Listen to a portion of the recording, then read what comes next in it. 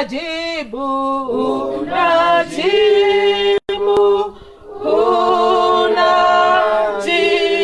unajibu, unajibu,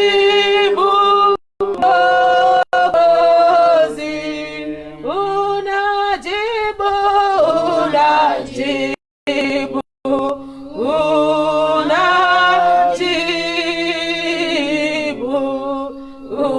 unajibu.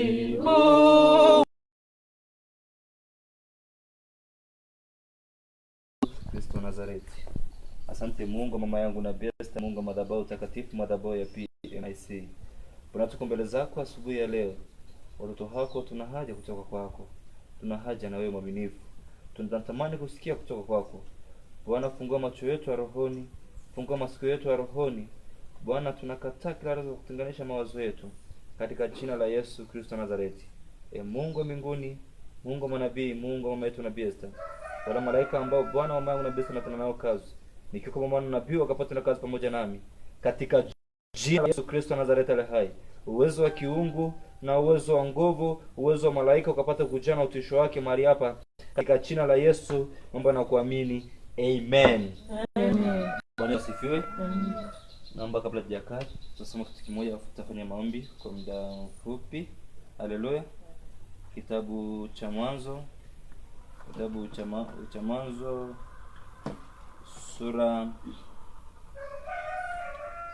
Mwanzo sura yake ni ya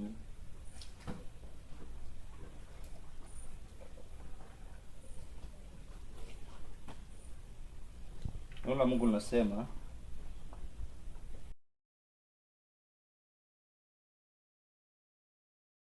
sura ya 28 mstari wa kwanza mstari wa 18. Neno la Mungu linasema Yakobo akaondoka asubuhi na mapema, akalitoa lile jiwe aliloweka chini ya kichwa chake, akalisimamisha kama nguzo na kumimina mafuta juu yake. Soma kitabu cha Mwanzo 35:14 nasema Yakobo akasimamisha nguzo mahali aliposema naye, nguzo ya mawe, akamimina juu yake sadaka ya kinywaji, akamimina mafuta juu yake. Bwana bariki jina lake. Haleluya. Amen. Kuna kitu wakati nakuja Mungu mwangu na Besta nipatie ufunuo neno hili. Mahali ambako Yakobo alipokutana na Mungu akamimina mafuta juu yake. Alafu akapeleka mahali pale Ebeneza, mahali Bwana alipotutoa. Haleluya.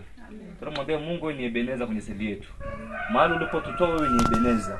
Na wale ambao umekusudia afanyike kwenye seli yetu afanyike katika jina la Yesu. Amen. Amen. Fungua kinywa chako, sema na Mungu pale ulipo. Natamani nione kila mtu akifungua kinywa chake akisema na Bwana, mwambie Mungu wewe ni Ebeneza. Mahali umetutoa wewe ni Ebeneza. Mahali umetufikisha wewe ni Ebeneza. Hata hapa tulipofika Bwana wewe ni Ebeneza. Nenda mbele za Mungu katika jina la Yesu Kristo Nazareti. Tunasema Bwana wewe ni Ebeneza kwenye maisha.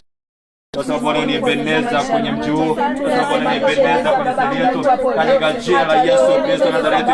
Umesema Bwana naye Yakobo alipokutana na wewe akamimina mafuta juu yake kamilifu, akapaita mahali pale Ebeneza.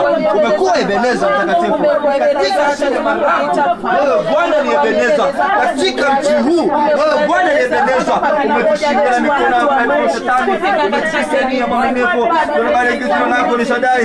Rabloko bakandere saya katosi nisaka kama kazekete yabloko makatoria makanderebo rima kazekete mashakato yabloko makanderebo sakata yabloko makanderebo katoria rima sekete makanderebo asante Bwana kwa uwezo wako, asante Bwana na nguvu zako.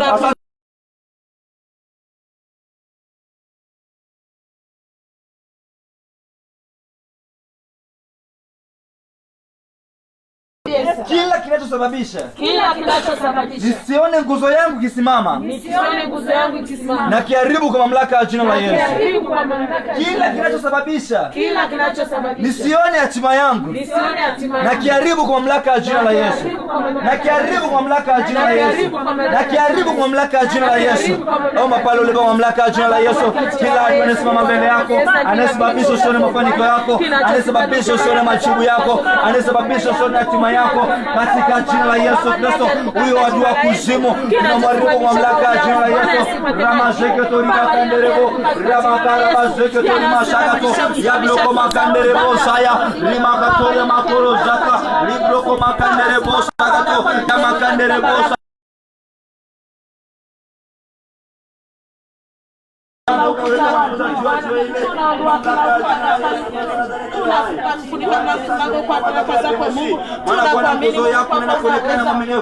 asante kwa utisho na uweza wako Ramakandere Mosekete katika jina la Yesu Kristo Nazareti hai. Bwana tunaliomba mamlaka jina la Yesu katika jina la Yesu. Sema Mungu wa Nabii Esther, Mungu wa mbinguni, Mungu wangu na baba yangu, kila Yeriko iliyosimama mbele yangu, inayonizuia kwenda kwenye majibu yangu, inayonizuia kwenda kwenye hatima yangu, inayonizuia kwenda kwenye Kanani yangu, kwa mamlaka ya jina la Yesu, kwa kelele hizi za maombi, kwa sauti hii ya maombi, hiyo Yeriko kavunjike, hiyo Yeriko kavunjike. Omba mamlaka ya jina la Yesu. Moja yote mamlaka ya jina la Yesu. Piga makofi yako, tembea, omba. Amuru kila Yeriko simama mbele yako katika jina la Yesu Kristo. Ramakandere bosa katoya, rabloko makaze katoya, rimakara katoya, ramakandere bosa kata katika jina la Yesu. Kila Yeriko tunayarebo, kila Yeriko tunasambaratisha, kila Yeriko tunasema jibu, tunayarebo mamlaka ya jina la Yesu. Haina mamlaka ya jina la Yesu Kristo. Ramasheketori makanderebo, rabloko makanderebo sakata, yamakatoria makorosa, rimakanderebo sakato, yamakanderebo sakata katika jina la Yesu. Kila Yeriko ambao ni magonjwa, Yeriko ambao ni maskini, Yeriko ambao ni kiwa, tunayarebo mamlaka ya jina la Yesu, tunayarebo katika jina la Yesu. Ramasheketori makandereba seke, ramakatoria makorosa, rimakuloko makanderebo sakata, tunayarebo katika jina la Yesu Kristo. Masheketori makanderebo, kila Yeriko simama mbele yangu, yaribu mamlaka ya jina la Yesu. Kila Yeriko naivunja katika jina la Yesu, kila Yeriko naivunja katika jina la Yesu, kila Yeriko naivunja katika jina la Yesu, kila Yeriko naivunja mamlaka ya jina la Yesu, kila Yeriko naivunja katika jina la Yesu Kristo Nazareti, katika jina la Yesu, katika jina la Yesu. Sema Mungu wa Nabii Esther, kila gereza waliloniweka leo nachomoka,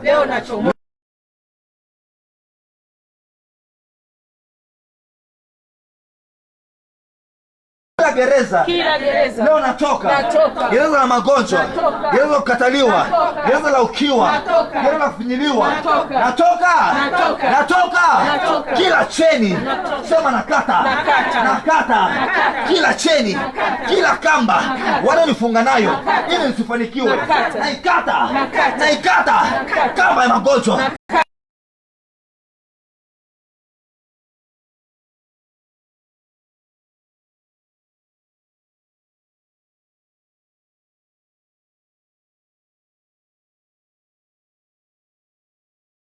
Kanderebo katoya, labroko makaze doto, kila chana kila kamba, tunaikata kwa jina la Yesu, kila chana kila kamba, tunaikata kwa jina la Yesu. Ramakanderebo sekete, rima shakatoya makanderebo, labroko maseketoya, rima kanderebo sakata, katika jina la Yesu. Hiyo cheni ya kuzimu, hiyo cheni ya magonjwa, cheni ya kukataliwa, cheni ya kufinyiliwa, naikata kwa jina la Yesu, naikata kwa jina la Yesu, naikata kwa jina la Yesu, naikata kwa jina la Yesu, naikata kwa jina la Yesu. Limakanderebo sakato, kila cheni ya kuzimu haitafanikiwa juu yangu katika jina la Yesu, haitafanikiwa juu yangu kama mamlaka ya jina la Yesu, haitafanikiwa juu ya sehemu hii katika jina la Yesu, katika jina la Yesu, katika jina la Yesu. Sema Mungu wa Nabii Esther, anga langu liwe wazi, anga la majibu yangu liwe wazi, anga la hatima yangu liwe wazi, anga la mji huu liwe wazi katika jina la Yesu. Sema anga liwe wazi, anga la kwanza liwe wazi, anga la pili liwe wazi, anga la tatu liwe wazi, anga la nne liwe wazi, anga la tano liwe wazi, Anga la 6 liwe wazi. Anga la 7 liwe wazi. Mbingu ya kwanza iwe wazi. Mbingu ya pili iwe wazi. Mbingu ya 3 iwe wazi. Katika jina la Yesu. Mungu wa Nabii Esther, leo ni siku yangu. Leo ni siku yangu. Siku ya majibu yangu. Siku ya kuinuka kwangu. Siku ya ushindi wangu. Katika jina la Yesu. Natabiri kwa maisha yako kama mwana nabii. Kwenye seli ya leo hautarudi kama ulivyokuja. Natabiri kwa mamlaka ya jina la Yesu. Nikiwa kama mwana wa nabii na roho ya kinabii juu yangu, kwa mamlaka ya jina la Yesu, hakuna kitakachofunga anga lako. Na natabiri mnaotufuatilia kwa njia mtandao, kwa njia ya Facebook, kwa njia ya YouTube, katika jina la Yesu Kristo,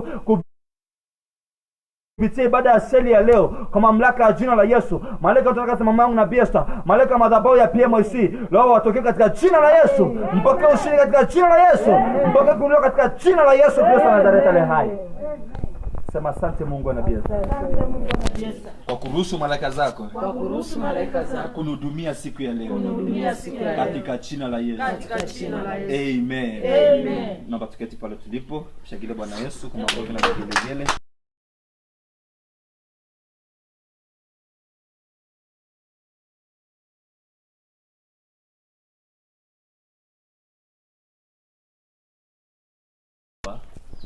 Hakikisha nikupongeza ambaye unajaribu kumwambia jirani yako njoo na wewe Mungu na Nabii Esther akuhudumie siku ya leo. Lakini pia nikutie moyo ambaye bado unaendelea kuja, usiache kumwambia jirani yako akaribia. Haleluya.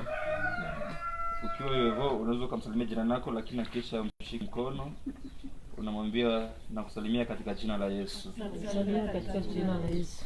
Geukieni vizuri, hakikisha mmepeana distance ya kutosha, mwambie nakusalimia katika jina la Yesu. Mkono wa Mungu wa madhabahu ya PMIC, mwambie jirani yako ukuhudumie siku ya leo. Usirudi kama ulivyokuja. Unabii ambao mwana unabii amebeba kwa ajili yangu. Leo ni upokee. Shetani hauna mamlaka ya kuzuia unabii wangu. Shetani hauna mamlaka ya kushika unabii wangu. Katika jina la Yesu.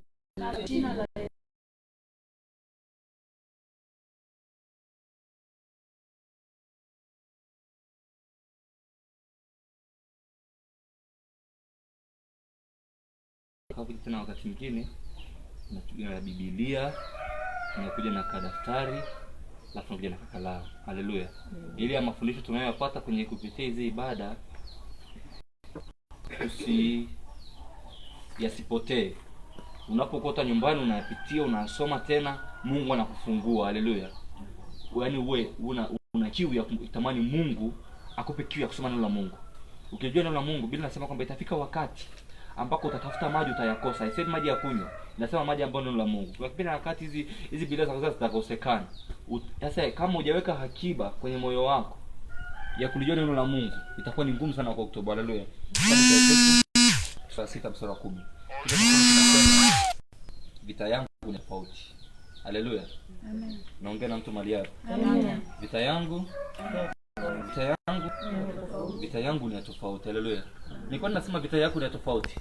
Waweza kuwa unapitia vita au waweza kuwa unapitia jaribu mpaka kumwambia Mungu, naomba jaribu langu limekuwa kubwa, nipunguze angalau kidogo nipe kama la mtu fulani.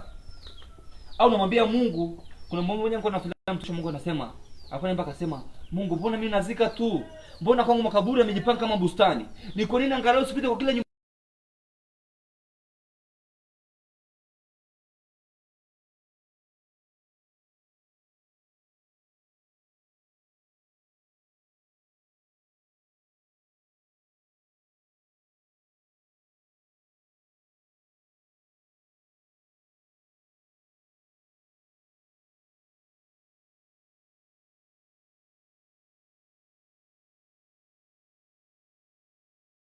moja shina stabili nasema Mungu akasema na tumfanye mtu kwa sura na mfano wetu.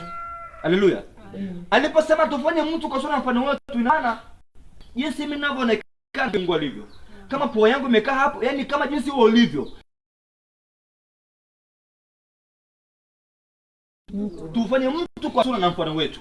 Lakini kusoma kitabu cha Yohana kinasema Mungu ni roho na waabudu wapaswa kumwabudu katika roho na nini? Na kweli. Katika roho na kweli. Kama Biblia inasema Mungu ni roho, ina maana basi na mimi ni nini?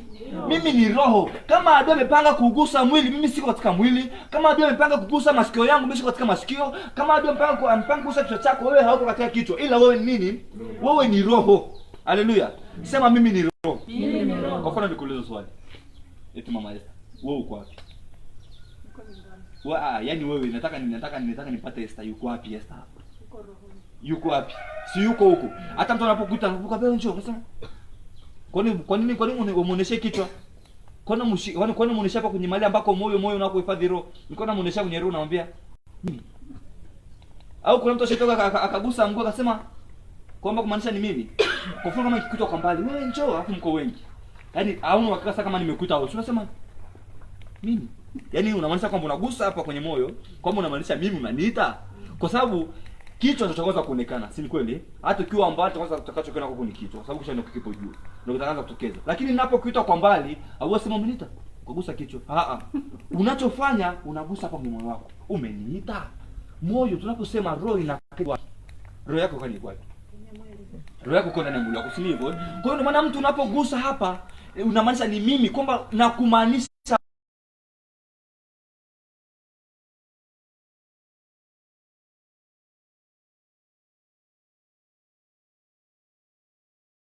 ukaigusa. Mungu akasemaje?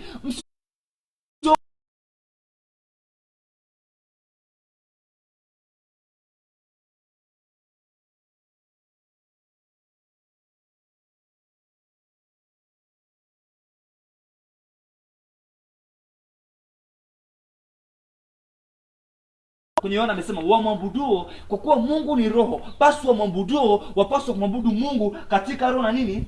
Katika roho na kweli. Ukifahamu vita yako, pointi yangu ni hii, kwamba mimi ni roho, napigana vita yangu katika roho. Haleluya. Vita yetu sio tupigane katika mwili, ila vita yetu tunapiga katika nini? Kwa sababu wewe ni roho, hauwezi toka, yani hauwezi toka kwenye uroho ukaja kupigana kwenye mwili, hata mtu atakushangaa. Kama wewe ni roho, basi vita yako unapaswa upige katika roho. Kama uko kupitia vita fulani, wewe jua Mungu amekupa vita hiyo kwa sababu unaweza kuishinda. Usitamani Mungu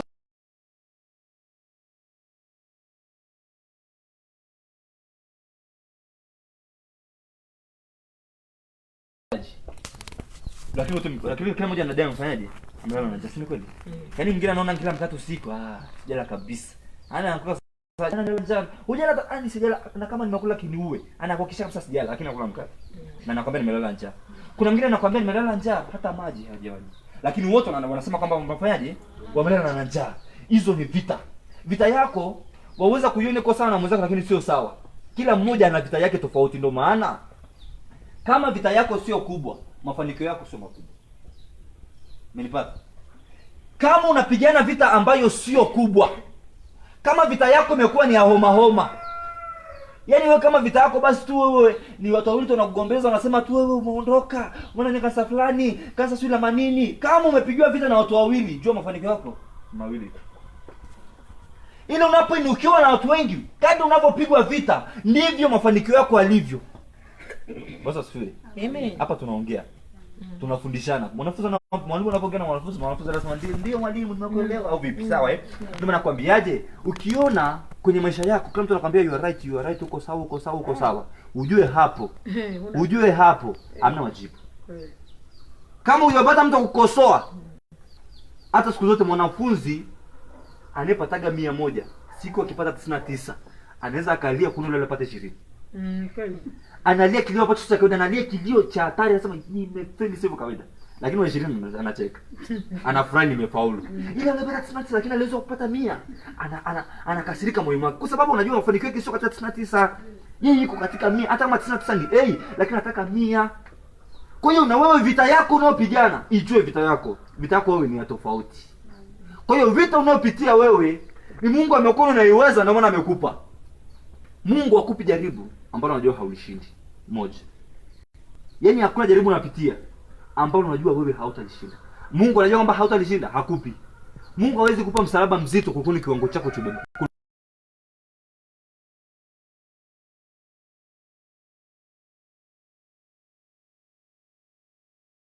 Na anakupa huko kwa sababu unajua unafanyaje? Unaweza. Kama usingekuwa unaweza, Mungu asingekupa. Haleluya.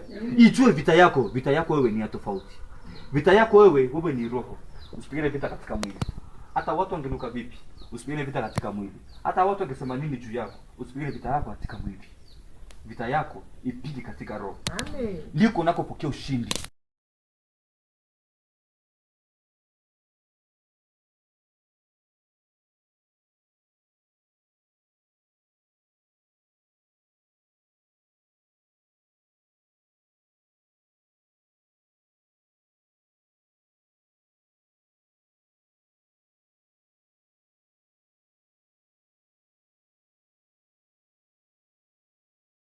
Hata mtu anapanga kuiba, anaanza kwanza ndani. Anaanza kwanza ndani. Kila haongei ila anaanza kuanzia ndani kwamba akifika pale atachukua kitu hiki na kitu hiki. Yaani hata kuja huku kuseli leo, yaani ni roho yako ndio imeamua. Hata kama mwili uko tayari, kama roho yako haiko tayari usingekuja. Kwani wangapi unasema ni kwa nimekuwa ni ile gari, kitu kaniambia shuka. Lakini mwili unataka kuingia kitu kwa shuka. Kwani ni roho, kwani ni mwili umesema? Ni roho imesema ambayo ni wewe. Yaani hata kuja kwako huku kumeanzia rohoni. Kupokea kwako majibu kunaanzia rohoni. Vita yako wewe inaanzia rohoni. Kuna mahali Paulo akasema, ndugu, wapendwa na mfanikiwe kama jinsi roho yako ifanyaje? Ifanikiwavyo. Kwa sababu angesema mwili wako wewe sio mwili. Ndio maana wewe ni roho. Kwa sababu gani? Ukifa leo mwili wako uende mbinguni. Tunauzika. Alafu roho yako inaenda wapi?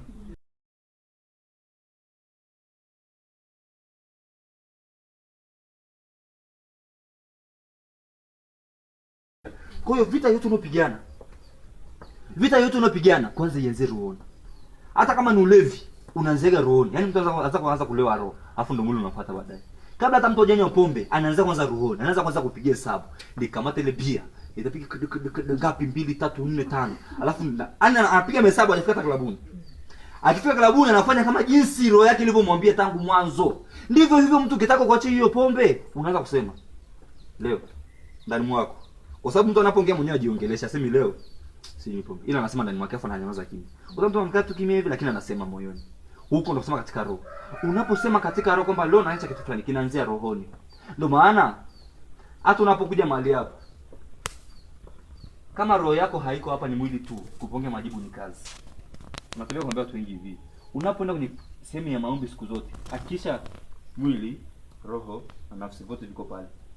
Ukiacha roho yako kule, alafu kaleta mwili hapa, yaani unawaza kule nyumbani mambo mengine, afu ndio uko hapa kama picha, majibu ni gumu kupokea. Ndio maana pia naambia hata watu hivi, unapoomba na kukaa hivi, kama umefiwa, ni gumu kupokea majibu.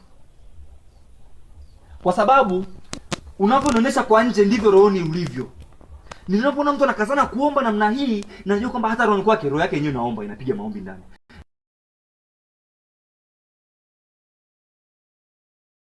Kaa hivi katika ulimwengu wa damu na nyama, inapokuja vita ya rohoni, na roho yako inakaa hivyo hivyo, roho inapigwa. Ila lakini ukijua vitako hivyo katika roho, unaanza vitu vyako katika roho. Yaani ibada yako hii ingepaswa ianze tangu nyumbani katika roho. Seli mimi nimeanza seli tangu na kujua mimi niko seli. Lakini ndipo katika roho. Napokuja hapa, napovisema viko tangu katika roho, lakini nimeleta katika nini? Mwili, ili wewe uweze kusikia. Kwa sababu roho yangu ili niseme na wewe nyewe wote hapa nahitaji mdomo. Mdomo lazima nahitaji mwili. Kwa hiyo vitu vyote ninavyosema, ndio maana mtu anasema kwamba maneno yako, yani kimjaacho ndicho kinachofanyaje? Ndicho kinachotoka. Yaani kama moyo wako umejaa hasira, obvious tu ndio utakuwa na hasira. Yaani huwezi kuwa na hasira ndani. Tumekuwa na hasira kabisa na mtu alafu hawezi soka. Lazima tu utafanya hivyo. Haleluya. Ijue vita yako. Vita yako na tofauti. Alafu vita yako wewe ni ya kiroho. Na vita yako wewe unapigana katika roho. Yaani hata kama mtu angekunukia, akakusemea maneno ya uongo, akakuita mchawi, vita yako unayopigana ni katika roho. Usimjibu kwa maneno, ile ingia rohoni katika maombi. Huko ndo kusema kwa njia ya roho. Haleluya. Waefeso sura 6 mstari 10 mtasoma. Neno la Mungu linasema, hatimaye mzidi kuwa hodari katika Bwana. Kwa nini tunasema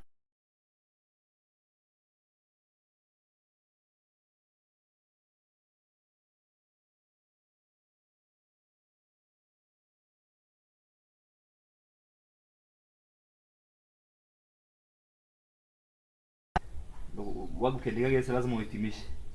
In general. Final. Hatimaye, yani umefanya mambo yote, lakini unapofika mwisho, hapo unaanza kusema hatimaye. Uweze kusema hatimaye ni mafanikio kama kama hujafanya kazi.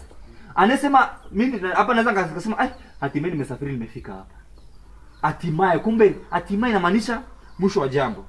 Mwisho wa kitu fulani, si ndivyo Kwa hiyo hapo ulipofika katika vitu unapoona pagumu, hatimaye uzidi kuwa hodari katika Bwana. Ulikuwa hodari lakini ufanyaje?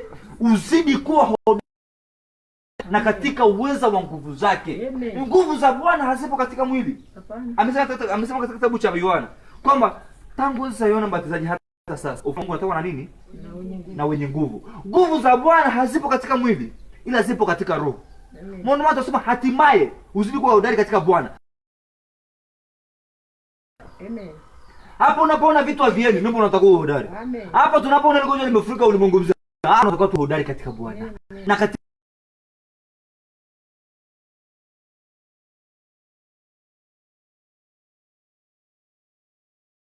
hapo ndo Mungu anasema hatimaye uzidi kuwa hodari. Hatimaye sasa.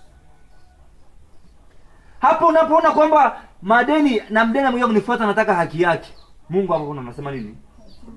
Hatimaye. Yaani hapo unapoona kwamba mimi ni sitaki tena, yaani nimefika mwisho, Mungu anasema sasa hapo ndo tunaanza hatimaye.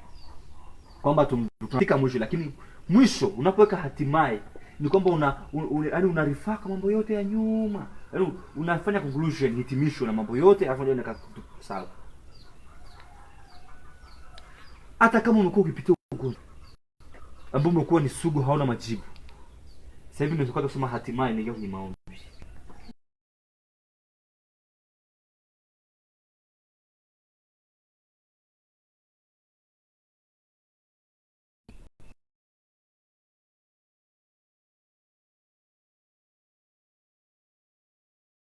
Kama unataka kushinda, hata kama ungesemaje, usione vitu unayopitia ni kubwa kuliko Mungu unayemwabudu. Na mtasema rahisi. Ni namba 2. Bado ugonjwa sio mkubwa kuliko ni Mungu. Kuna mwingine jana kasitoa tumbo akasema eti tuwapunguza namba za wagonjwa, ila sio Mungu. Ni sisi ndio tumepunguza. Yaani sasa paka mtu akasema ukiwa Mungu, tunasema tu sasa acha tu ugonjwa umalize tu, afu ndio utapunguza tena hiyo namba. Lakini bado Mungu akawa ni Mungu. Na bado Mungu azidi kuishusha. Ile sisi tunajua ni Mungu ameshusha kwa sababu tunaomba. Haleluya. Hapo unapofika, unaposema kwamba ninafia hapa, nimekata tamaa hapa, hapo ndipo utakuwa uanzie. Amen. Kama hautaanzia hapo, Mungu naye anakaa kimya. Ile unapoonesha jitihada, Mungu naye anafanya jambo. Tule kusoma mstari wa 12. Nasema kwa maana kushindana kwetu sisi si juu ya damu na nyama, bali ni juu ya ufalme na mamlaka, juu ya wakuu wa giza hili, juu ya majeshi ya pepo wabaya katika ulimwengu wa roho. Kwani mtu anaona pepo katika ulimwengu wa damu na nyama? Pepo unaweza kuona ni pepo pa. Pepo unaonekana katika ulimwengu wa damu na nyama. Ila kama alikuwa na mtu litamtoka sababu yaani pepo lenyewe linahitaji mwili ili fanye kazi. Sawa juu ya pepo wabaya. Sura 13. Kwa sababu hiyo toeni silaha zote za Mungu mpate kuweza kuzishinda siku za uovu, na mkisha kuyatimiza yote kusimama. Unapovaa silaha za Mungu, nimekuwa nifunza mambo mengi, nimekuwa napenda kusema hivi, chukua silaha zako madhabahu, pigana. Chukua silaha zilizoko wapi? Pigana. Madhabahu ni mahali ambako Mungu anakaa.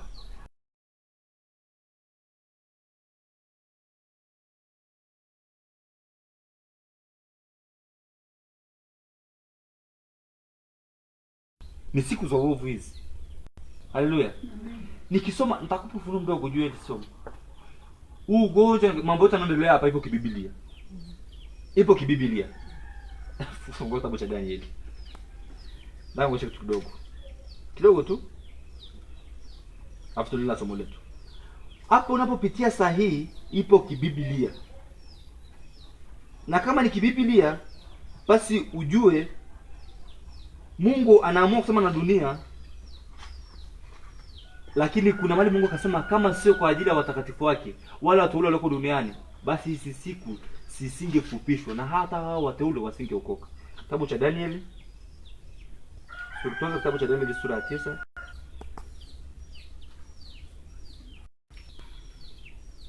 Sura ya 9 mstari 27.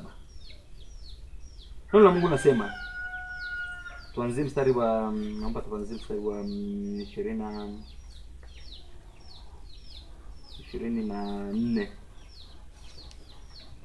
24. Tuanze hapo. Nasema Biblia inasema 27:24. Danieli 9:27-24. Muda wa majuma 70 umeamriwa juu ya watu wako na juu ya mji wako mtakatifu, ili kukomesha makosa na kushiliza dhambi na kufanya upatanisho kwa ajili ya uovu na kuleta haki ya milele na kutia muhuri maono ya unabii na kumtia mafuta yeye aliye mtakatifu. 25. Basi ujue na kufahamu ya kuwa tangu kuwekwa amri ya kutengeneza na kujenga upya Yerusalemu hata zamani zake Masihi aliye mkuu atakuwa na majuma 7, na katika majuma 62 utajengwa tena pamoja na njia kuu zake na handaki, naam, katika nyakati za taabu. 26. Na baada ya yale majuma 62 Masihi atakatiliwa mbali, naye atakuwa hana kitu, naye na watu wa mkuu atakaye kuja watauangamiza mji na patakatifu, na mwisho wake utakuwa pamoja na gharika, na hata mwisho ule vita vitakuwepo ukiwa umekwisha kusudiwa. 27. Anasema naye atafanya agano thabiti watu wengi kwa muda wa juma moja, na kwa nusu ya juma hiyo atakomesha sadaka na dhabihu, na mahali pake litasimama chukizo la uharibifu, na hivyo hata ukomo wa ghadhabu uliokusudiwa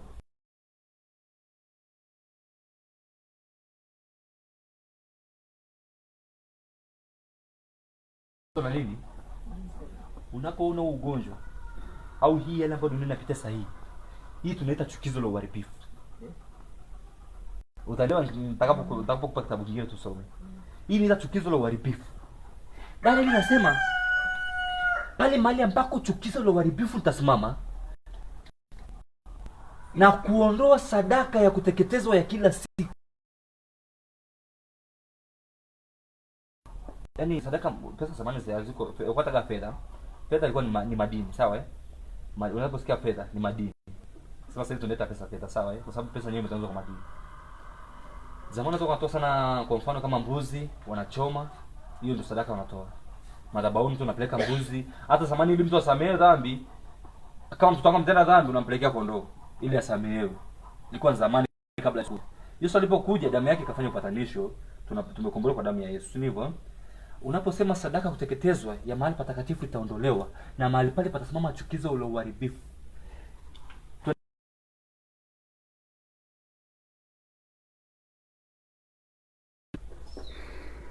Tendo 11:31 11.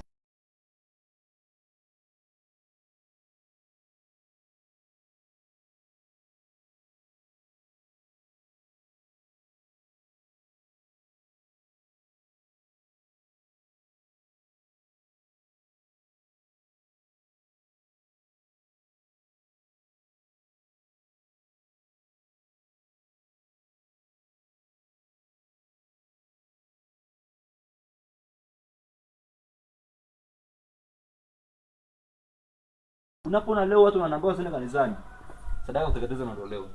Lengo ni ile sadaka kuteketezwa iondolewe. Sadaka ya kwanza ni ipi? Nani anaweza kujibu? Sadaka kwanza ni ipi? Sadaka kwanza ni ipi? Moyo wako. Sadaka ya kwanza ni moyo wako wa nini? Wa ibada. Hiyo ndio sadaka ya kwanza. Anaposema kwamba sadaka, chukizo la uharibifu utakaposimama mahali pa sadaka, mahali patakatifu panapotolewa sadaka kuteketezwa, kwanza unapoona mtu anaanza kwenda kanisani, sio kama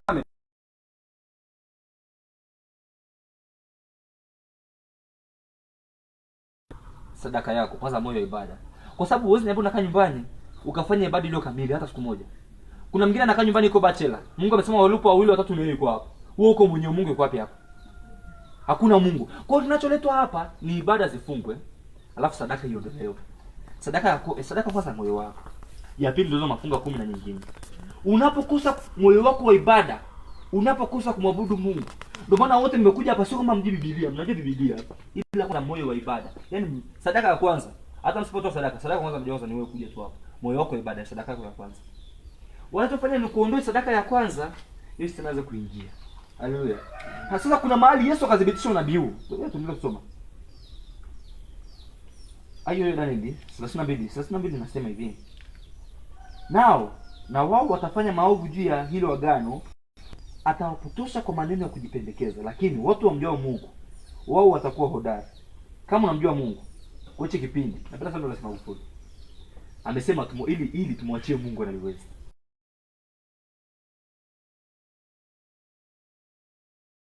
Kama unamjua Mungu ukaenda kuabudu, wewe utakuwa hodari. Wewe utakuwa mshindi. Haleluya. Haleluya. Mbona ningia kwenye ile somo watu wanaanza ku hawa mtaki kusikia habari za mwisho dunia. Hamna anayejua, mimi mwenyewe sijui lini. Siku kija nakuja kama mjoni mwizi anakwambia anakuja kuiba siku fulani. Sasa kwa nini mwizi anakwambia kama anakuja kuiba siku fulani? Sasa ndio wewe tu uwe wakati wote uko tayari ili uweze kumshinda au? Jamani, si ni kweli? Kweli. Si ni kweli? Kweli. Hapa naenda kwa sababu hili sio somo langu. Somo langu mimi ndiko kwamba vita yangu ni tofauti. Sasa nataka yani hii masomo nasoma, lakini nataka kuleta kwenye somo langu, ila sikupanga leo somo langu. Ndio maana kupeleka haraka sana hichi kipisi cha chukua leo hadi. Unaposoma Mathayo 24 sura ya 14 tuanzie hapo. Biblia inasema, tena habari njema ya ufalme itahubiriwa katika ulimwengu wote, kuwa ushuhuda kwa mataifa yote.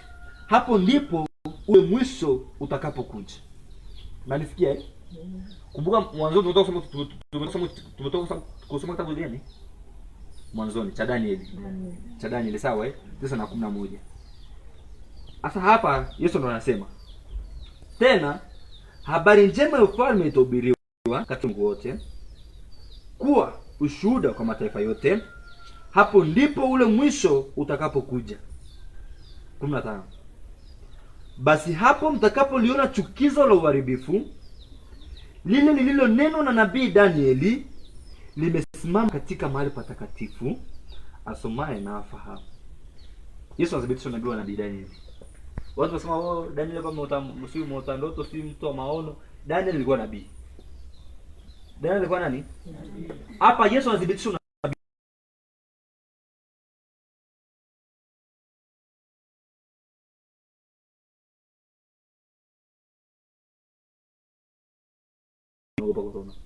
Yaani corona yenyewe ndio upendo. Yaani kama ushaanza kusuku, yaani kuna wasi mtu mmoja sasa anasema walikuwa ni wanawake, walikuwa kiwaasa wanawake, akasema nyewe wanawake baba anapotoka kazi jioni, yaani kabla haja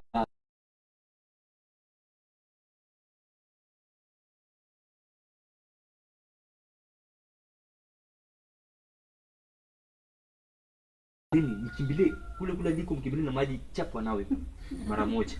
Mnawishe afu ndo ajashike watoto. Kabla hajaoa watoto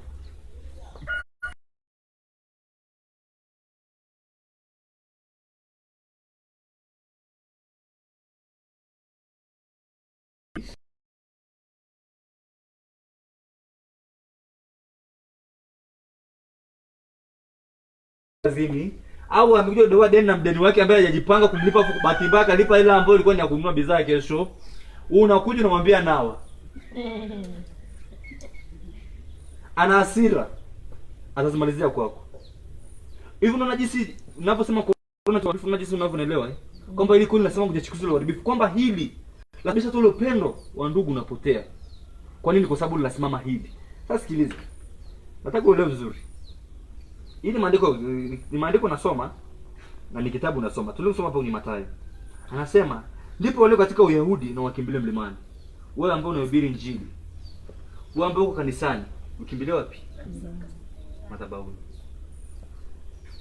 Anasema 17. Naye aliye juu ya dari asishuke kuchukua vitu vilivyomo nyumbani mwake. Yaani kama umeamua kukaza buti kuhubiri Injili ya Yesu, kama umeamua kuokoka kweli, kama umeamua kumpenda Yesu,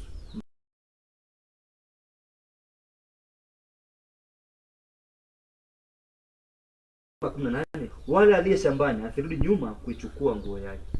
Yaani hapo ulipo usigeuke tena nyuma.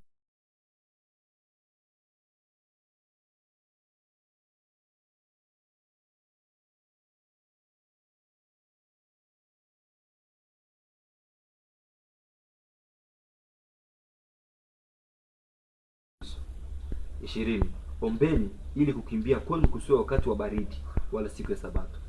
Yaani hata wasomi utasikia mtu anasema huu ugonjwa huu ni uvumi, ila sina uhakika nao kama kweli ni iko scientifically au what. Wanataka switch kirusi sio kesi yenye joto. Nishasikia hicho kitu kwamba kirusi kesi yenye joto. Yaani kwamba kimeanza kushambulia nchi ambazo ziko kwenye winter wakati wa baridi. Nchi nyingi ugonjwa hata tangu unakuja nchi za wenzetu hizo sasa hivi wako kwenye winter. Sasa hivi ukiangalia kama nchi ya Marekani sasa hivi ndio unatoka sasa kwenye winter. Kibiolojia, kijiografia sasa hivi ndio unatoka kwenye baridi, unaingia kwenye joto kidogo. Sawa Hapa Biblia inasema ombeni sio siku ya baridi. Ninachokwambia ni hichi. Kweli ni wakati wa mwisho umefika. Sijui ni lini, saa hii sijui. Baadaye sijui. Kesho sijui. Mwezi ujao sijui. Mwakani baada ya miaka mingapi na mimi sijui. Ila kama uko darini usishuke chini. Kama uko shambani usirudi nyumbani. Haleluya. Kama umeamua kumwamini Yesu, muamini Yesu no matter what. Muamini Yesu jalishi.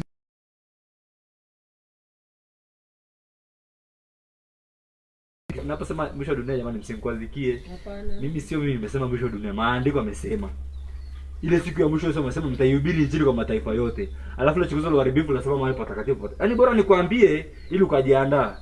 Ili kama uko voko kuna suasua kwamba leo nimekuwa leo nakunywa pombe kesho sinywi. Uache kweli, alafu Yesu akija uende mbinguni. Kabla ile siku ya dhiki kuu haijashuka. Haleluya. Utajua shangu unapata tabu sana. Uweza kwenda kusherehekea karamu ya mwana kondoo miaka 7. Karamu ya mwana kondoo ile harusi.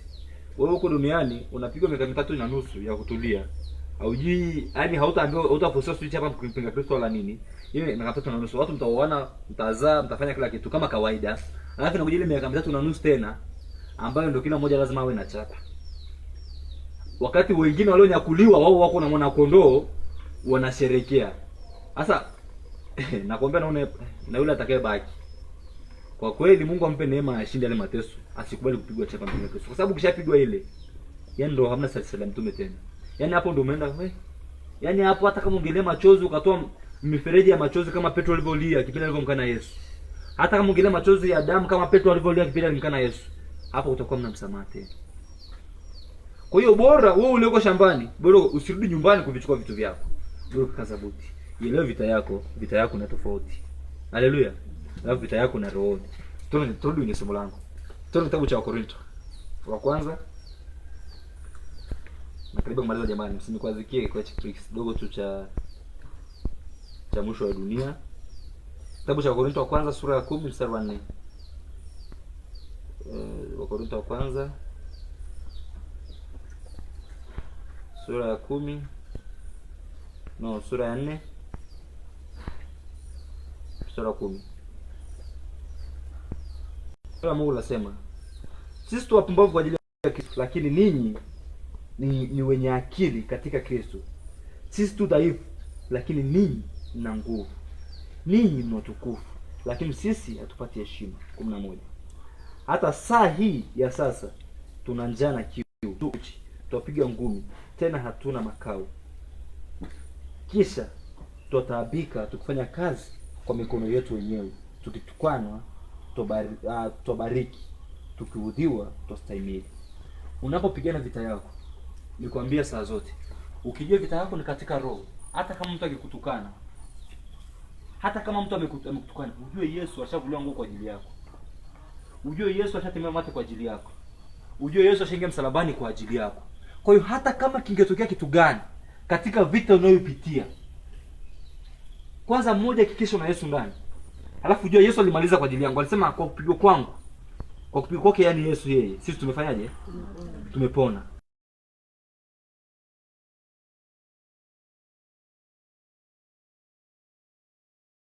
Hapa sisi tu, yani sisi tuonekana dhaifu, lakini nini na nguvu.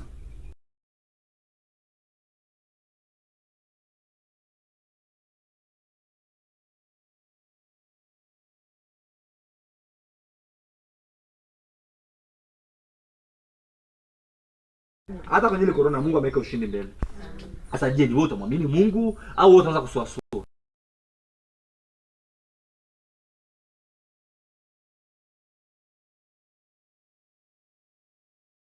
Ila wewe jua kila vitu unayopitia Mungu ameweka majibu yako. Mungu lazima Mungu ameweka ushindi kwenye kila vita unayopitia. Sasa ni wewe umwamini Mungu. Usikate tamaa. Alafu bahati mbaya sana, unaweza kukuta mtu anakata tamaa kwenye kwenye zile dakika za mwisho. Pale mahali ambapo inaishia ndio mtu anapokata tamaa eti. Bora kwa kaza moyo. Maadamu na Yesu, maadamu na Mungu, ushindi ni wa kwako. Ndio siku zote nikisemaga hivyo kwamba ushindi ni wa mtu ambaye hana tamaa. Hata tutoke na vitani, ukiweza kukata tamaa mwanzoni,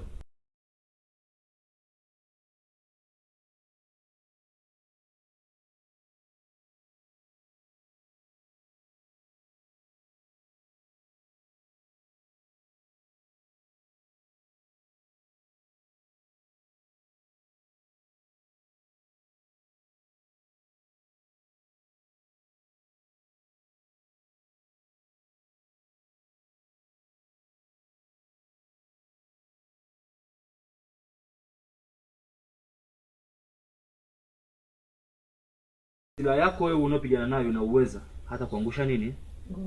Kilichoangusha ukuta wa Yeriko sio bunduki, sio mabomu, sio mawe. Ila walipotoa sauti, ukuta ukafanyaje? Ukaanguka. Hivi kule ukuta kweli sauti bora hata ungesukuma. Kwa sauti tu, can you imagine?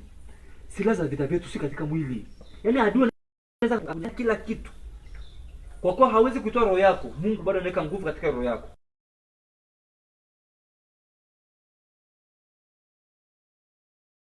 Sema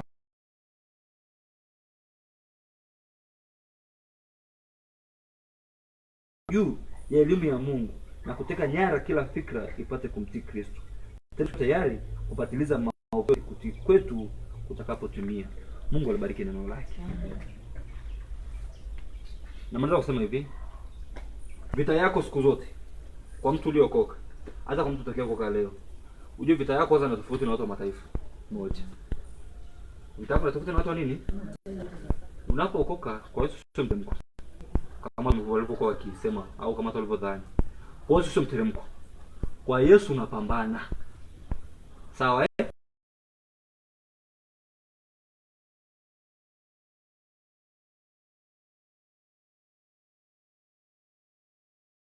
Usikubali kuwa legeleke. Ujue kupambana vita. Kusoma Biblia, upendo, wokovu, imani, hizo ni silaha unazozivaa. Silaha sio kwamba eti ninaposema mtu chukua eti bomu, usikie eti mtu ashike ile bomu la kugudu na lolo. Mtu ashike silaha tu ya upendo, anampiga nayo mtu. Anamuua adui. Unapokuwa kwa Yesu, wokovu ndo namba moja. Haleluya. Amen. Nani amenielewa? Amen. Amenielewa? Naomba tusimame juu. Una mtu mkini umesikia neno? Bwana asifiwe. Umesikia? Neno. Unatamani ushinde vita yako. Mkapata na vita yako sio katika roho. Sio katika mwili bali katika roho. Una roho yako bado haujavaa silaha za Mungu rohoni. Nasema silaha unazovaa sio mapanga. Silaha za rohoni. Ili kuweza kushinda ngome na kuangusha ngome. Kama unaona nimesikia neno, nimelelewa neno, natamani wokovu ndani iwe ni moja kati ya silaha zangu za kumpiga adui yangu. Nikwambia pia wokovu ni moja kati ya silaha ya kumpiga nani? Adui yako. Unasema haujaokoka. Na unatamani labda ungempa Yesu maisha yako. Unatamani. Nitaimba wimbo mmoja. Utasogea hapa katikati. Takuongoza sala ya toba. Alafu tuendelee kitu kingine. Kama unaona hujampokea Yesu moyoni, unatamani Yesu akae kwako ili uweze kushinda vita yako unayopitia, taimba huu wimbo. Wakati tunaimba utasogea katikati, alafu tuna kitu kingine. Haleluya.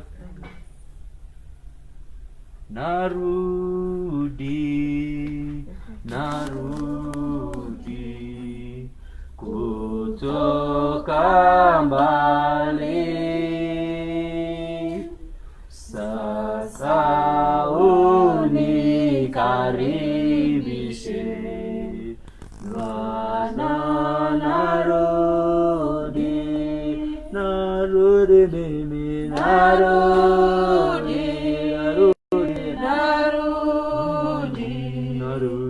kutoka mbali, sasa unikaribishe sana. Narudi mimi,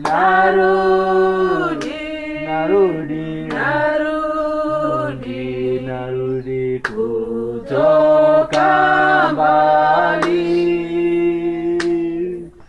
sasa unikaribishe sana. Narudi. Amen. Mungu atubariki kama wote tumempokea Yesu. Makofi na vigelegele kwetu. Petro akamwambia Anania, kitabu cha Matendo ya Mitume 5.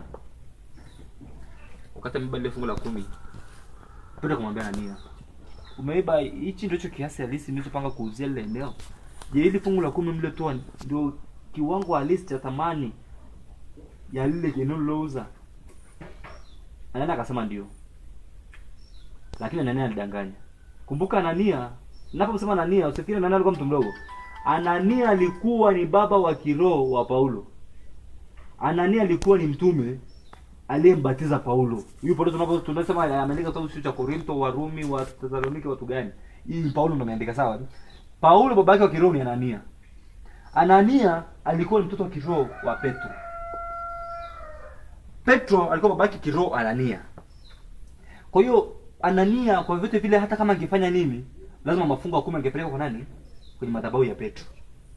Alipopeleka kitu ambacho si sahihi, Petro akamuuliza, "Unajua ulichotaka ni sahihi?" Akasema ndio. Petro akamwambia neno moja, "Haujanidanganya mimi, bali mdanganya Roho Mtakatifu." Roho Mtakatifu. Wote tumeokoka jamani. Tumeokoka wote hapa.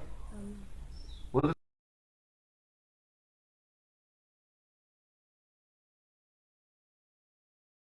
kupata kupokea wokovu sio lazima. Ni pale mtu anapolisikia neno na kulielewa. Sawa? Kuokoka ni mtu kujisikia. Wokovu mtu ashurutishwi. Hashikiwi panga. Au eti wokovu eti kwa sababu ujokoke eti uji kanisani. Yaani kwanza hauna hata mtu mmoja kwambia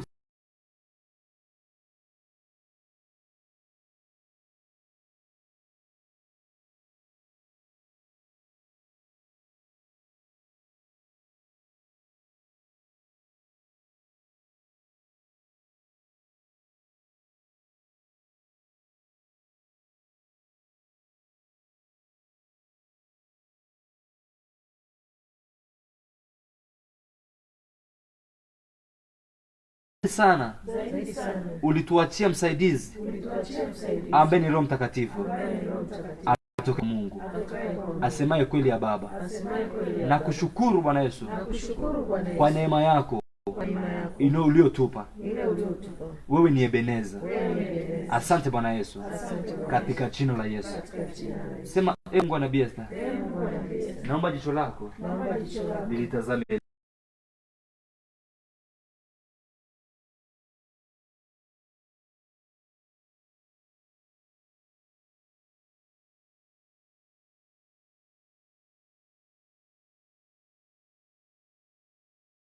sana. Hai mbele za Bwana, mwambie Mungu wa Nabii Esther, naomba Bwana madhabahu yako nitazame Bwana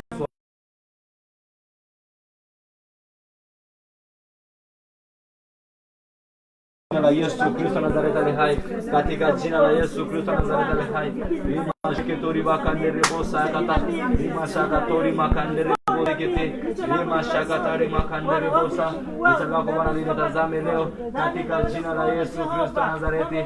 Mashiketori makandere bo, katika jina la Yesu Kristo Nazareti ali hai. Mamlaka jina la Yesu na Bwana tazama na wewe mwaminifu, Mungu wa uwezo, Mungu wa mamlaka, katika jina la Yesu Kristo Nazareti ali hai.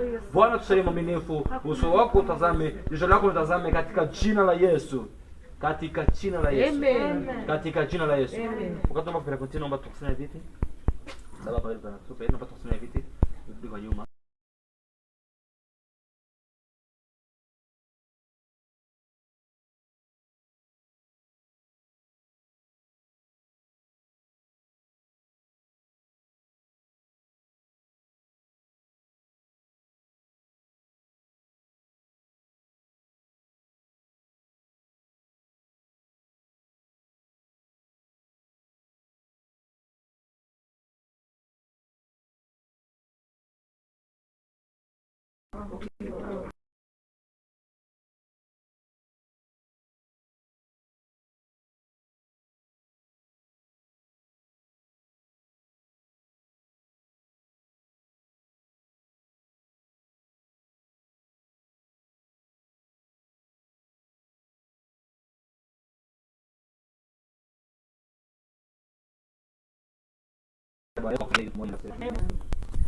Kabidi tukua neema na Mungu na Yesu ndani yangu na neema ya kinabii iko juu yako.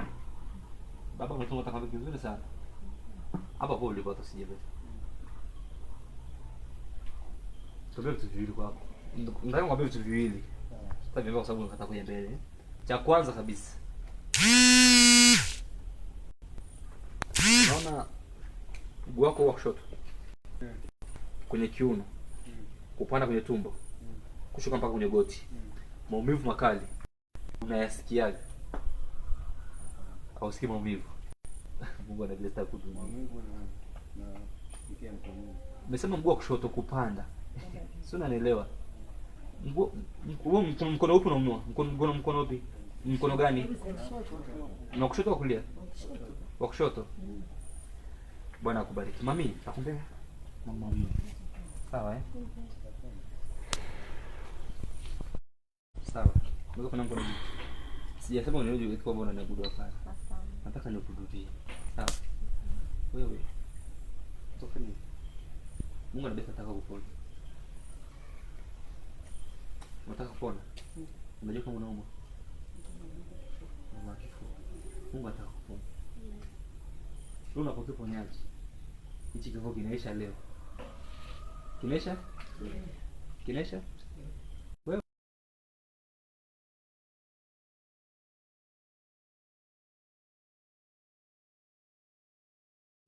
kichwa chako sio kwamba kinauma. Ule kwenye utosi kichwa chako. Ushona mtu alivuta ngozi. Kama ngozi yako kama ngozi ya kichwa unavuta. Hichi kitu unasababisha mpaka saa nyingine mtu anapoteza kumbukumbu. Unaweza kufanya kitu baadaye unasahau kabisa. Yaani okay, unaweza kuweka kitu mahali baadaye unarudi unakitafuta sehemu tofauti na pale unasoma lumo. Yaani unasahau, unapoteza sana kumbukumbu. Yaani upoteza sana kumbukumbu zako yani kwa sababu ya hichi kitu unachokiona kwenye tosi wako. Lakini tofauti na hivyo, kuna maneno unayaona yananuka kwako. Kuna mwanamke mmoja anamuona kwako. Sawa? Amekuinulia maneno kinyume chako.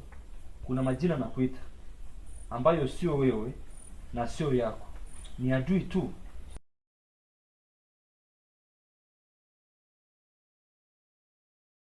Kusemea maneno ya uongo wewe mwanamke wewe. Unaona nikisema hivi mami? Unaelewa? Unamjua mwanamke nikisema? Unamjua? Maneno unayosema juu yako sitaki kusema kwa sauti. Kwa sababu anachokwambia sio kizuri. Na mimi kikiangalia naona maneno sio mazuri. Sitaki kusema hapa kwa sababu sio mazuri. Sawa Lakini Mungu anabesa atakuvua vazi. Sawa? Atakuvua? Hilo? Sio wewe. Hiyo sio wewe na sio kweli. Ama majopo yako.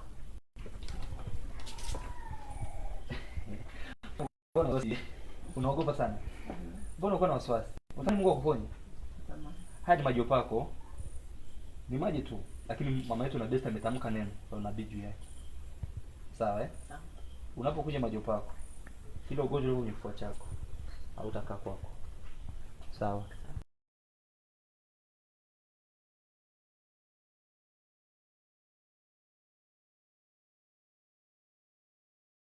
Mbinguni. Mungu mama na Besta. Mwanamke huyu amekuja mbele yako.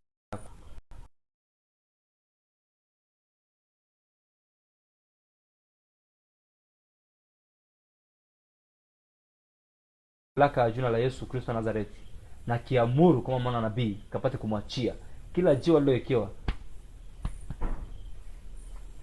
kila jiwe lilowekewa kifoni kwake katika jina la Yesu, kwa mamlaka ya jina la Yesu Kristo wa Nazareti ali hai, na liondoa kama mwana nabii katika jina la Yesu. Mwanamke uwe mzima, mwanamke uwe mzima, mwanamke uwe huru katika jina la Yesu Kristo wa Nazareti ali hai. Tangaza uhuru na uponyaji kwako kwa mamlaka ya jina la Yesu. Shetani hata kuweza, nguvu za giza hata kuweza, na kiondoa kila kilichowekwa juu yako kwa mamlaka ya jina la Yesu Kristo Nazareti aliye hai. Akitafanikiwa katika jina la Yesu. Na mkono wako.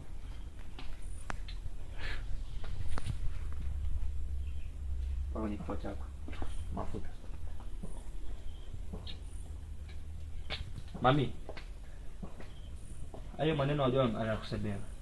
Sio ya kwako. Na wewe hauyapendi. Sio, unanielewa? Nakuelewa. Najua unaamua kubadilisha wageni wote. Sawa. Wewe uyapendi. Mshirika nani huyo? Tamuelewesha Chikitu. Hiyo ajua chokuvalisha. Yaani ni adongo unaweka vazi. Nasababisha mpaka mtu anakuwa vile. Maneno mabaya anakuambia, ila sio wewe. Na ndio akisema hivyo. Na ndio akisema hivyo. Mami, moyo wako. Sio ndio mplani nini kwenye moyo wako? Kuna ataki na maumivu makali unasikia kwenye moyo. Nini mwana wa nabii tu? Sema ndio mwana wa nabii. Wakati naongea hapa, malaika kwa kuloketi. Wananiambia niombe moyo wako. Mimi sana chikesi hii. Niingie kwenye moyo wako. Maumivu makali unasikia kwenye moyo. Na ndio akisema hivi. Mungu anabesa ndako kukuponya. Usiogope. Huo ni mshale wa adui. Ifahamu vita yako unaishinda. Sawa Usiogope, ni mshale wa nani? Wa adui. Ni moyo nakwambia. Yakwambia figo na nakwambia moyo. Sawa.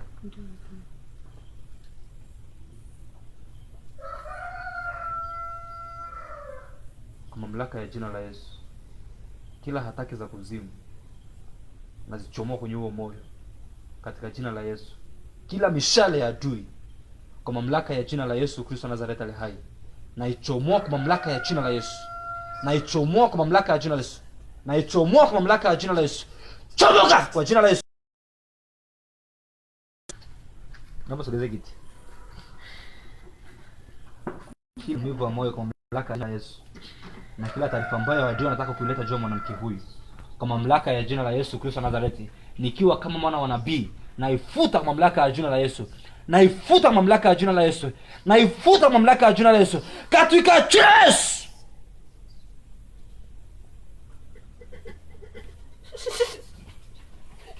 Mwanamke huo mzima katika jina la Yesu.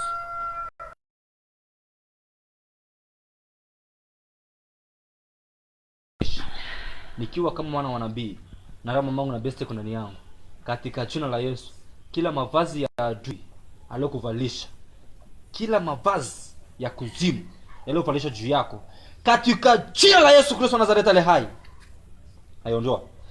Out! The name of Jesus. Out! You spirit of witchcraft, in the name that is above every other name, the name of Jesus, I command you to leave this woman now. Out! Mamlaka ya jina la Yesu, natuma malaika wenye upanga, malaika wenye moto, mamlaka ya jina la Yesu.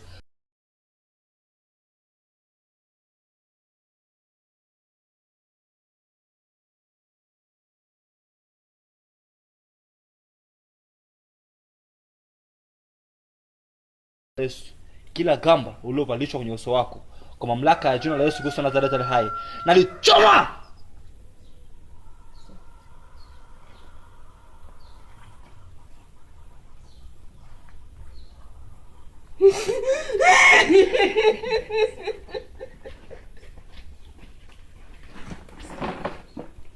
Mlete.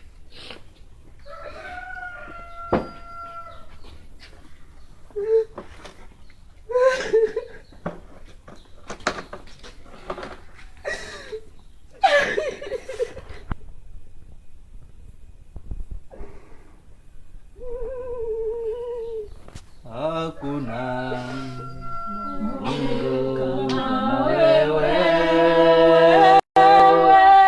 hakuna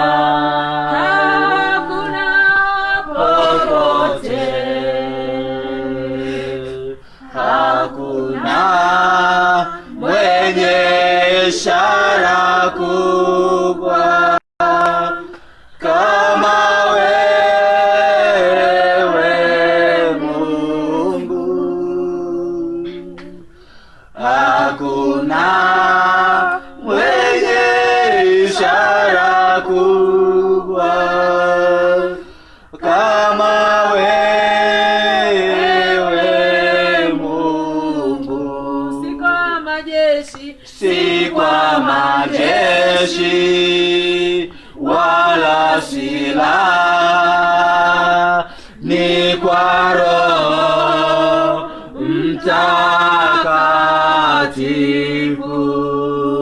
Nguvu za giza zimeshindwa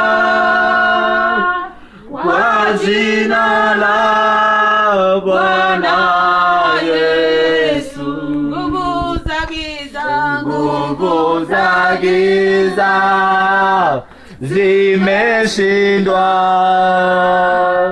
kwa jina la Bwana Yesu.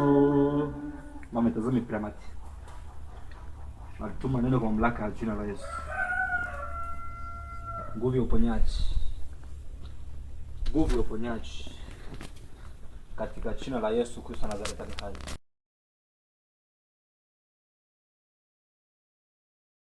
Tuna anointing ile kwa kitambaa cha unabii katika jina la Yesu. Katika jina la Yesu. Vazi hilo tukufu kwa mamlaka ya jina la Yesu. Kwa mamlaka ya jina la Yesu. Kwa mamlaka ya jina la Yesu Kristo wa Nazareti aliye hai. Kuzimu haitafanikiwa juu ya mwanamke huyu. Amen. Hakuna nguvu yoyote ya giza itakayofanikiwa juu yake. Katika jina la Yesu Kristo wa Nazareti aliye hai. Mwanamke uwe mzima, uwe huru, uwe mzima, uwe huru, uwe mzima. Katika jina la Yesu. Jesus. Jesus name. Be free in the name of Jesus. Sikia mama. Utamwambia chotamba. Afungia kwenye shingo yake. Siku saba atabadilika.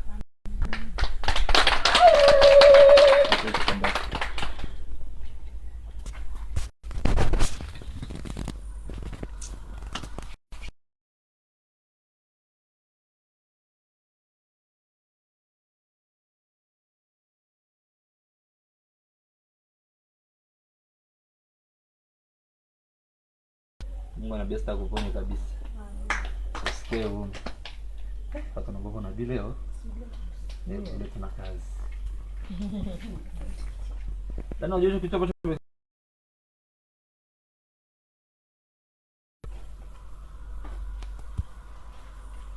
mimi nisemaga hivi, wewe kwa boss usigombane na mtu. Kama nani? Nani mwambia kwamba kinua maneno mtu usinywe juu yake. Ni huyu. Nakumbuka. Wewe kwani unagombana na watu?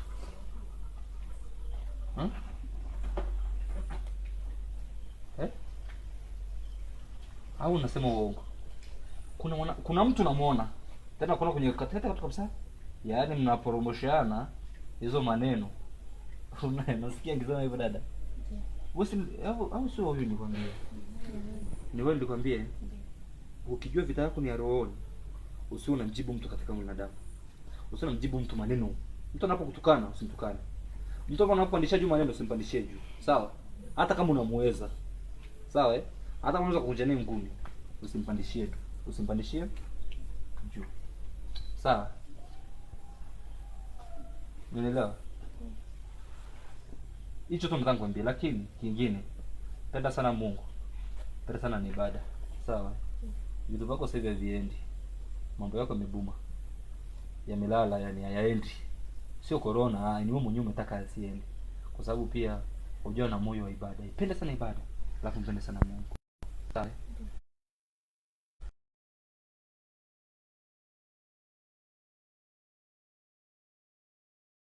Hata wewe.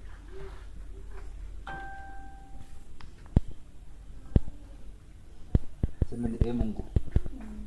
Naomba ufungue fahamu zangu. Fahamu zangu zifunguliwe.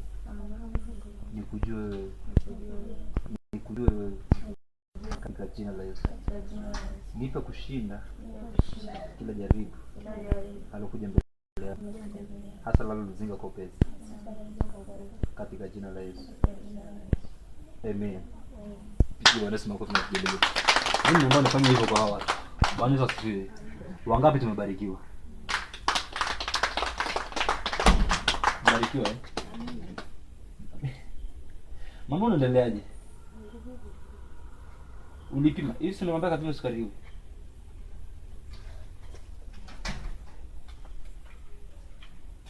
Mbona kujipa majibu yako Sukari? Unaendelea vizuri. Unaendelea vizuri. Usiogope. Mungu na besta ataiondoa yote, itakuwa kawaida. Itakuwa normal kwenye maisha yako. Usiogope. Baba unapoteza. Sikuombee ila tu nataka kumwambie. Yaani vitu vile tu. Kama unaweza basi kuomba mwenyewe. Omba sana. Baba, yaani vitu unapoteza sana. Unapoteza. Naona mkono wako unapoteza. Yaani kitu kikae mkononi. Utapata pesa ikae mkononi. Ina? Sio kama unatumia vibaya, ila pesa inapotea. Unajua imeishia kwenye matumizi gani? Hichi kitu ninachokuambia maumivu hayo si ya kawaida. Na maana nakwambia kuanzia huko upana kushoto kupanda na wewe. Unaniambia uumu hapa ili unaumwa mkono, lakini mkono nakwambia ni kushoto. Mimi nakwambia kulia ujue. Ila kama wakati unaomba, shida mimi nilikuwa mdogo sana. Naomba Mungu note nielewe afu niwe na kuwa mkubwa. Ukiwa mkubwa utakuwa safi. Wakati unaomba, mwambie Mungu kile kinachokula uchumi wangu kiachilie. Sawa Nisipoteze tena. Nisipoteze? Mungu akubariki. Amen. Bwana Yesu asifiwe. Wangapi tumebarikiwa? Kwa mamlaka ya jina la Yesu. Na kuombea taomba si kutabiria. Kwa mamlaka ya jina la Yesu. Siku ya leo, unabii wa leo. Hapa ukapate kwa baraka kwa ushindi.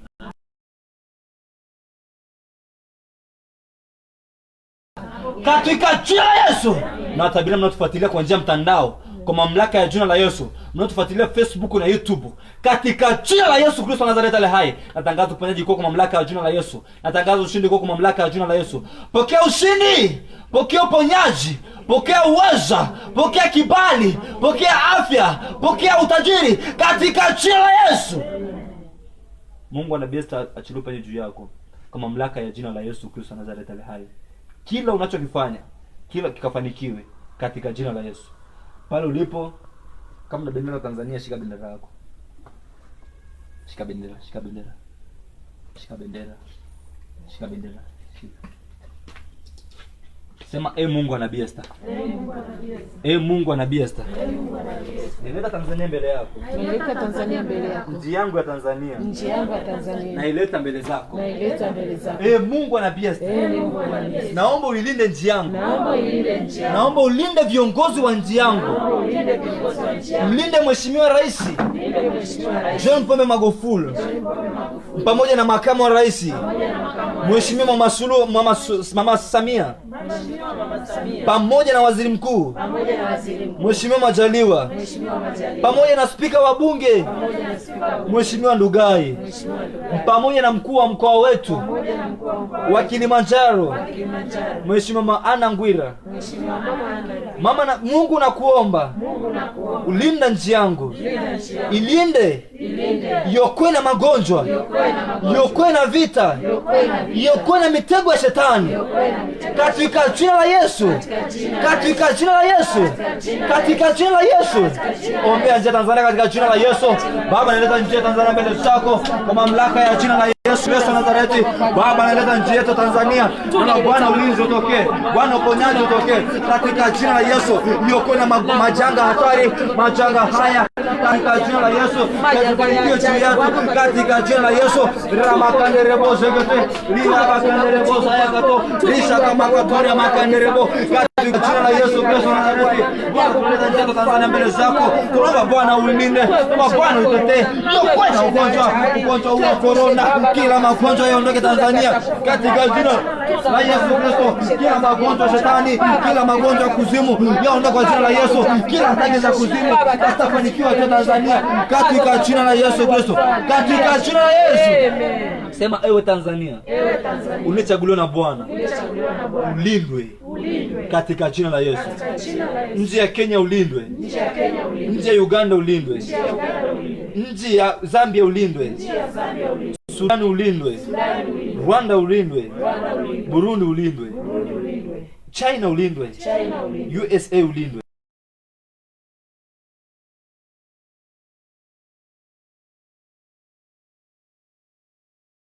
Yesu asifiwe.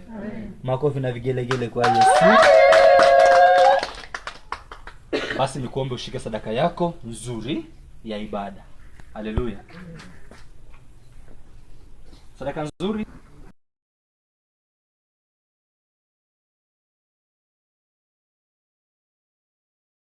uponyaji, ilete ushindi. Sadaka yako utakayotoa, Mungu anabiesta tazame sadaka yako. Ilete kibali, iwe na kibali mbele za Mungu, iwe na harufu, iwe ni manukato, ni harufu nzuri mbele za Mungu. Nitabiria sadaka yako, utotuma kwenye namba 0756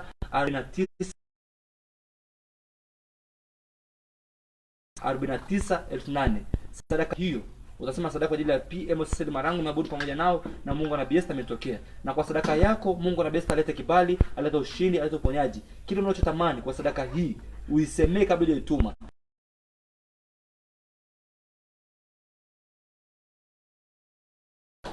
Bwana asifiwe. Shika sadaka yako tukapata na kuomba. Nzuri kabisa. Baba, katika jina la Yesu Kristo wa Nazareti aliye hai,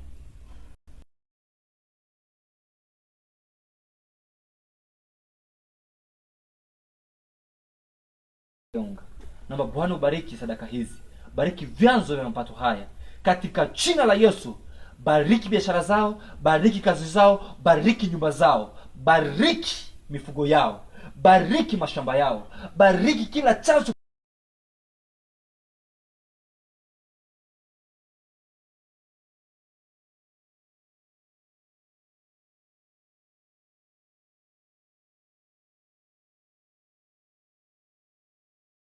Bwana sadaka hapa madhabahu. Karibu. Alinitafuta Kalvari, akanitua na mizigo. Iyo Kalvari, iyo Kalvari.